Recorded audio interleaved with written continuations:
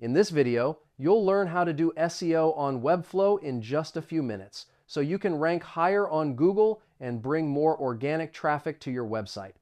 First, go to webflow.com and sign in to your account.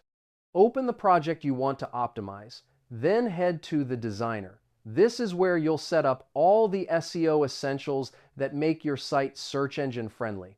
Next, click on any page and open the Page Settings panel. Here you can add your SEO title, meta description, and open graph tags, which help search engines and social platforms understand exactly what your page is about. Now, optimize your content by using proper heading structures. Make sure every page has one H1 followed by H2S and H3S, and include your target keywords naturally in titles, subheadings, and body text to boost your rankings. After that, improve your images for SEO. Add descriptive alt text to every image. Compress them for faster loading and use meaningful file names so Google can index your visuals and rank them in image search results.